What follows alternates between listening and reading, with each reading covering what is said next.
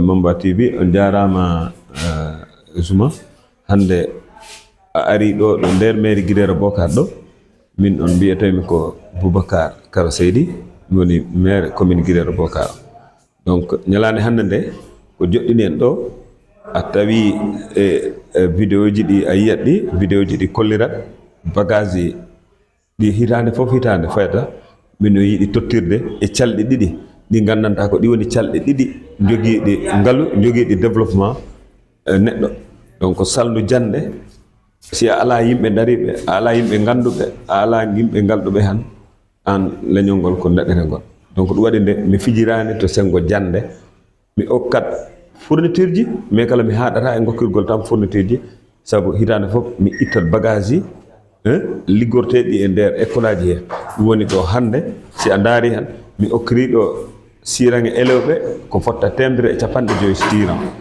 Mi okkiri photocopieuse mo gandanta poɗɗo ni mawnude pour ittude tampere babaji élève ɓe walla neneji élève ɓe ko joɓata toujours photocopie ji wiye élève o toujours addu kales pour mi mbaɗa photocopie ji sabu mine andi jande jonde eno lamdi kayitaji kewɗi ɓayta ko e kayitaji évaluation ji ɗi ɓeto makko e ko e kayitaji jo watte wona e kayeji mbatte. Donc évaluation mo jiiɗa fof ɓeto mo jiiɗa fof ko kayitaji kewɗi élève o lamdete ɗin noon ko mbatteɗi photocopie ɓayde noon ko mbatteɗi photocopie mbimi heɗo mi ara mi wallito baba élève e nene élève e ndun ɗon saldo ɗum waɗi ndin kokkirmi o photocopieuse e ramde papier ji ɗi.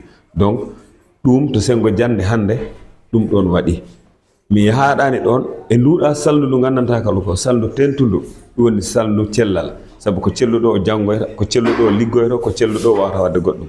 Ɗum taki nde mbimi ɗi calɗe ɗiɗi wona ɗe pijirteɗe min noon doppinde garmi mairie Guilero Bokar hitande fof hitande wodat ko tottumi hande hikka tan mi okkiɓe million ji 4 lekkele nden ñande fof ɓe jii Temanta Samba poste de santé Temanta Samba ɓe ne gaddi lekkele mabɓe ha paari Guilero kala ne adda sabu ɓe jogui lekkele ko fotta million ji 2 e guluye 50 ɓe gadda ɗum mi totti ɗum poste de santé mo Guilero Bokar.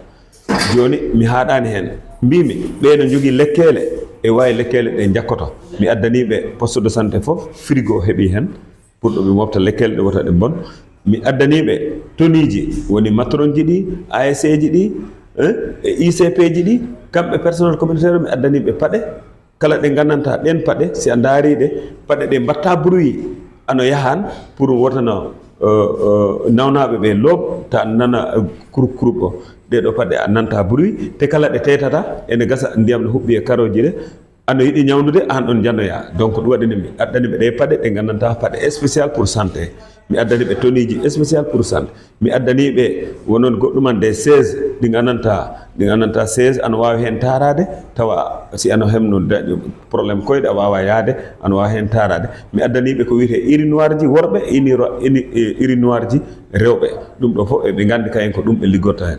Mi haɗani hen mbimi kala poste de santé mi okkimo imprimante en couleur mo gandanta pour rapport ji mabɓe ɗi ɓe mbawa wadde rapport ji mumen ɗi taɓe mbuɗɗani e nder poste de santé. Donc ɗum pi ko gaddirmi ɗum ha wallitade population am o e sengo cellal ɓandu wona gaddanaɓe lekkele tan mbasaɓe addande kala matériel ji goɗɗi ɗi gandanta ko ɗin kufoto poste de santé. Donc hande poste de santé ji ɗiɗɗi ɓe jii koye mumen payda yimɓe fof jii ICP o haali ICP ji ɗiɗɗi fof garno min salminaɓe Mam Thierno mo Guilero Bokar tawano e ICP mo Temanta Samba Issa Dione tawano e personnel communautaire o pi ɓe garno et les secrétaires exécutifs de comité de développement sanitaire ɓen pi tawano hen. Donc ko ɗum wonno hande o bimmi ɗo nden ñalade tottirgol on bagage ɓayde noon min tottirimbo ha paari e yimɓe ɓe fof jii wona koko haalte koko hollira eno yii fof.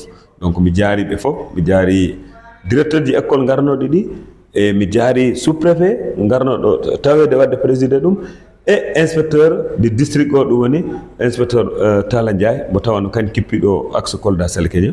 Donc inspecteur o tawano directeur ji école ɗi tawano président CGE ji ɗi pi tawano école aji noga e nayyi gonɗi e nder commune o Guilero Bokar ɗi goto fof yii hoore mum.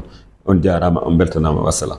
Donc on est là aujourd'hui. Je profite de l'occasion d'abord pour féliciter vraiment Mamba TV dans l'exercice de votre exaltante mission au niveau de l'arrondissement de Dioulacolon et voire même le département de Kolda. Donc à travers Mamba TV, on suit toutes les informations en temps réel. Donc merci Zouma et merci à tout le monde. Donc aujourd'hui, la cérémonie qui nous est réunie est d'une portée importante. Donc il y a deux secteurs clés que je n'ai jamais laissés en rade.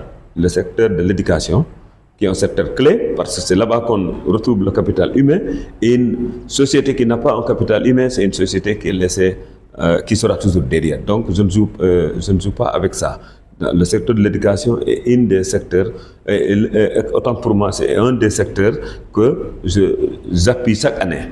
Donc cette année, si vous voyez, au niveau de l'éducation, j'ai doté 150 tables-bancs à des écoles qui en ont besoin, des tables-bancs, 150 tables-bancs. Ensuite, on ne s'est pas limité là-bas, on a doté une photocopieuse multidimensionnelle, donc à l'union des CCE, pour au moins faciliter à nos parents.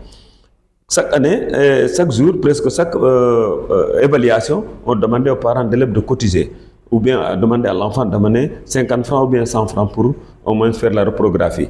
Donc c'est pour cela que j'ai jugé nécessaire d'accompagner les parents et les mères d'élèves pour diminuer leur cotisation en leur dotant cette photocopieuse et des rames de papier et que j'ai remis à l'union des CCE pour une meilleure utilisation. Ensuite, on ne s'est pas limité là-bas. On a touché un secteur clé, qui est le secteur de la santé. Parce que si on arrive à faire des déplacements, c'est parce qu'on a la santé. Donc c'est un autre secteur qui est fondamental. Et que chaque année, je ne cesse d'appuyer en médicaments, mais aussi en équipements sanitaires. Donc vous avez vu à travers les vidéos, les images et les équipements sanitaires que nous avons dotés au poste de santé, c'est-à-dire celui de le poste de santé de Guiré-Bokar et le poste de santé de Témen Samba.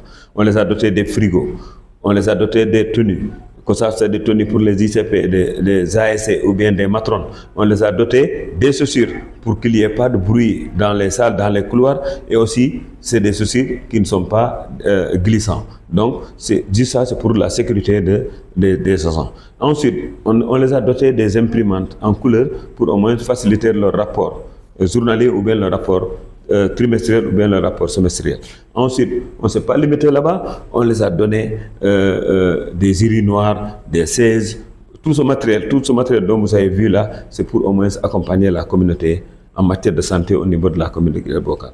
Donc, cette cérémonie a été présidée aussi par le sous-préfet, que je remercie au passage, le sous-préfet de l'arrondissement de Dioulacolon, Bassirou Ndaw, et ensuite l'inspecteur chef de district de Dioulacolon, qui est inspecteur Talandiaï, qui était là lors de la cérémonie. Donc je les remercie tous. Et je remercie tous les directeurs d'école. Les 24 écoles que compte la commune de Guiré-Bokar étaient là présents. Ensuite, les présidents de CCE, tous présents. Donc, et le conseil municipal, mais je profite aussi de l'occasion pour remercier le président de la commission éducation, qui est Mokhtar Kandé, qui a fait un excellent travail d'accompagnement dans ce secteur-là. Donc, vraiment, aujourd'hui, c'était une journée dédiée à l'éducation et à la santé